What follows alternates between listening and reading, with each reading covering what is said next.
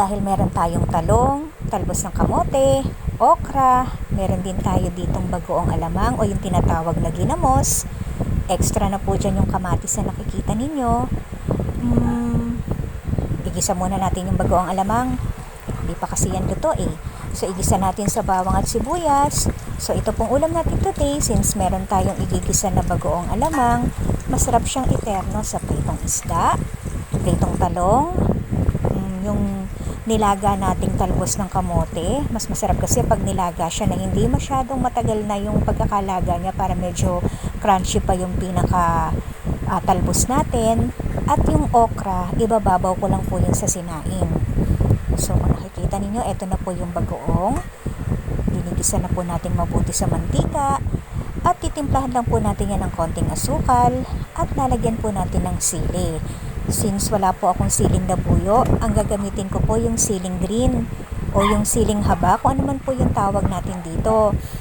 Bali, hiniwa-hiwa ko na po yung siling green na yan para mas kumatas po yung anghang niya. Yung pinakaanghang po kasi ng siling green, sa loob po yan, o yung pinakabuto, yun po yung maanghang sa ating siling green. Parang kulang pa yata tong sili ko, so dagdagan pa natin. Ginupit-gupit ko na po yan ha. So nasa sa inyo po kung ano yung gusto nyo ilagay. Kung available naman po yung siling labuyo, edi siling labuyo po yung ilagay natin. Mas maanghang kasi pag siling labuyo. Although ito pong siling green, meron siyang parang bango. Mabango kasi yung siling green. So kapag naluto na po itong ating bagoong, i-ready na po natin yan sa mesa. Ayan. Nakikita nyo na po, yan na po yung bagoong alamang ko. Ito po yung talbos ng kamote, pritong talong at pritong isda. Siyempre yung sinaing. Nandyan po sa sinaing natin, nandyan po yung ating ibinabaw na okra.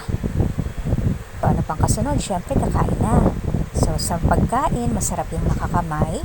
Kukulot lang tayo sa isda. Samahan natin ng talbos. Isaw-saw natin sa bagoong alamang. Ilagay sa kanin. At syempre, kakain na. So, syempre, sarap-sarap yan. Tapos yung talong, sasaw-saw nyo mabuti sa bagoong alamang. Perfect na perfect po yan sa tanghalian. O diba? Katakam-takam na ulam. Simple lang.